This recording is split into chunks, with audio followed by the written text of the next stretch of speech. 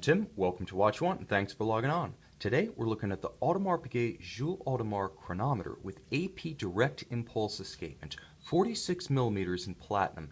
This watch can be purchased on our website, watchyouwant.com, and if you like these videos, please subscribe to our YouTube channel, Watch You Want Inc. Now this is a rare treat for me, and I hope for you guys.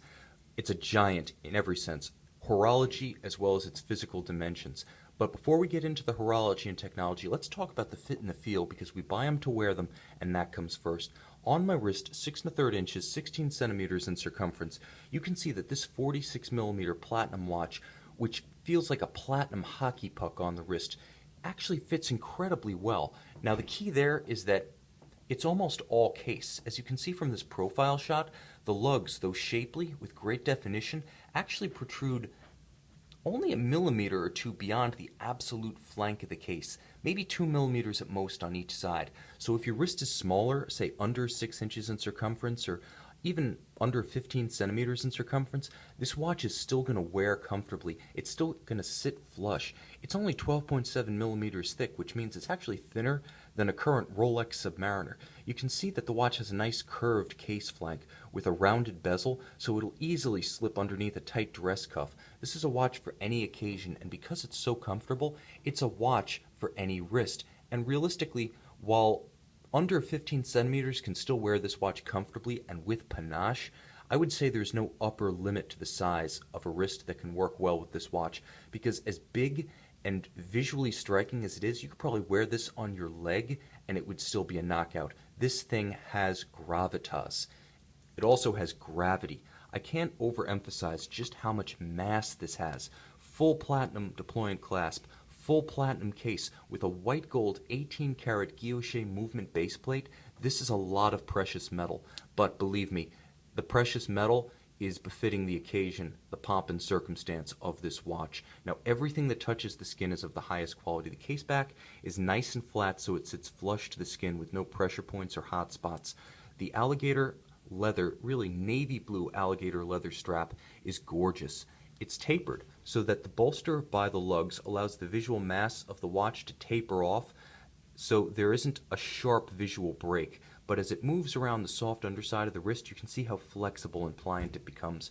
Now, likewise, the clasp is of the highest quality. You can see the familiar Inset AP logo sort of skeletonized into it. But unlike the Royal Oaks, this one features an articulated pin buckle, and again, being all platinum and finished on every angle from every aspect, even on the interior of the pin buckle portion, it's befitting of the quality of this watch. Let's talk a little bit about this platinum case as we work our way in to see the caliber 2908 Audemars Piguet movement. The case is an extraordinary work of art, and you can see the compound curvature. As it curves in 360 degrees about its circle, you can see it also has a little slightly bowed case flank, so it actually tapers away from the middle, tapering toward the bezel, tapering towards the case back. Horizontally brushed, that contrasts with the vertical brushing on the lugs themselves. You can see the lugs are shapely. They're actually equipped with a little bit of tumble home towards the sides, so they slope down and away, but they also slope down and in. And it's the tight curvature of those lugs that allows the watch to fit so well on a smaller wrist. You can see the polished elements contrasting with the brushed case flanks. You can see the polished elements of the bezel and the case back.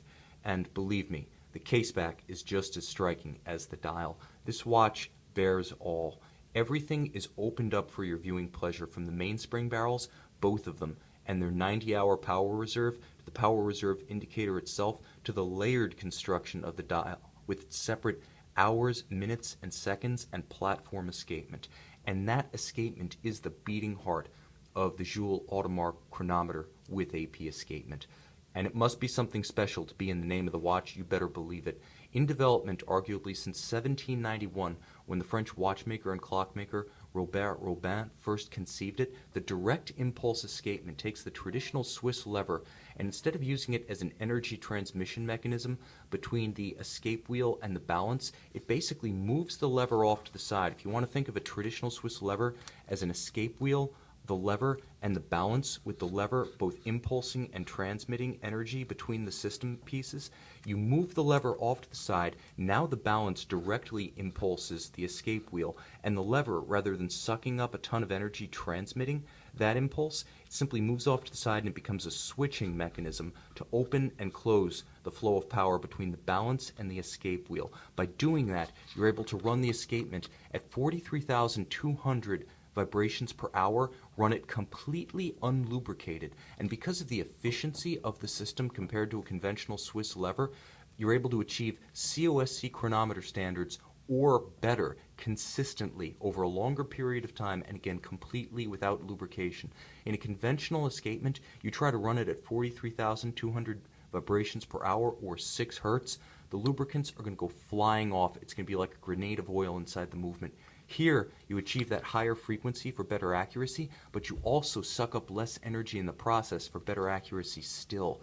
And while there are 267 pieces in the caliber 2908 AP escapement and 33 jewels, it's not the number of parts but the difficulty of achieving the manufacturing standards to make this escapement reliable that represent the real masterpiece of the AP escapement. The reason we're not calling it the Robin escapement is because he couldn't make it work reliably. AP did. It only took 2+ centuries to make it happen. And because AP incorporated what's known as a safety roller, because after all, we're talking about pieces about the size of grains of sand moving at high speed. In order to prevent them from missing a stroke as they beat, AP incorporated a safety roller that keeps the elements of the balance roller, of the balance jewel, I should say, that impulses the escape wheel and the escape wheel teeth, keeps them aligned even in the case of shock, so it's both shock resistant and chronometrically accurate. To ensure isochronism in any position, AP incorporated another trick. You can sort of see the dual stud holders here flanking the balance cock like wings projecting out on either side over the balance wheel. You can see there are 2 stud holders because there are 2 hairsprings. They're 180 degrees out of phase, and they're positioned so that when one wants to accelerate due to its orientation with respect to gravity, the other, which is turned 180 degrees, will want to slow down in that position. So in any position, you have those hairsprings opposed to each other with different tendencies to accelerate and slow, maintaining, hopefully, a net zero with respect to the actual timing of the watch. So you have a more efficient, unlubricated escapement, and you have a solution to the age-old challenge of gravity that's bewitched watchmakers from Robin to Breguet, Jacques Dreux to the present day. And the bottom line is the opposed hairsprings actually makes more sense in the context of a wristwatch than the tourbillon, which was designed for pocket watches. So this is a practical solution that's everyday wearable, and ultimately you're going to want to know, does it work? I can answer an unqualified yes, because 2 factors prove beyond a doubt that this watch is the real deal. First and foremost, AP put its pride on the line and actually submitted all of the caliber 2908s to the COSC for chronometer testing. That's where you really put it all at stake, because you're going up against Tag Heuers, you're going up against Omegas, you're being subjected to basically an objective standard. And if you don't absolutely ace that test, not just -4 +6, but if you don't go way beyond those tolerances, that's going to be egg on your face. Well, this watch comes with the COSC certificate as part of its boxed set that proves it ran to extraordinary tolerances in the COSC, above and beyond the requirements by orders of magnitude. And the boxed set for this watch is very much equal to the grandeur and the pomp and the circumstance and the sense of occasion of the Jules Audemars Chronometer with AP escapement. It's the size of a steamer trunk. It's almost big enough to live in. Believe me, like the watch itself, it's larger than life. Now, high horology has not looked askance to traditional elements of horology, namely arts and finishing. You have a guilloche rose lathe pattern main plate here. The main plate that you're looking at the base of this open worked dial is 18 karat white gold, beautifully detailed. Sitting atop it at 12 o'clock, the hours and minutes are on a Grand Faux enamel dial. The rejection rate of these, at 800 degrees, I can guarantee you, it's an excruciating piece to fire repeatedly. They crack, they bubble, they explode in the oven, and the rejection rate being so high means that this little piece, no larger than a nickel, actually closer to a dime, is an extraordinary work of art in its own right, and it's one of many within this dial. The anglage, the polished mirrored edges of all the bridges, the interior angles, and you can see there are many, are immaculate. Interior angles are the most challenging discipline within the finishing art of anglage, and this watch is loaded with them. You can see the poly noir on the elements of the screws. You can see the poly noir on the cocks within the dial. You can see the dressage, the graining on all of the bridge elements, and of course the guilloche on both sides of that main plate.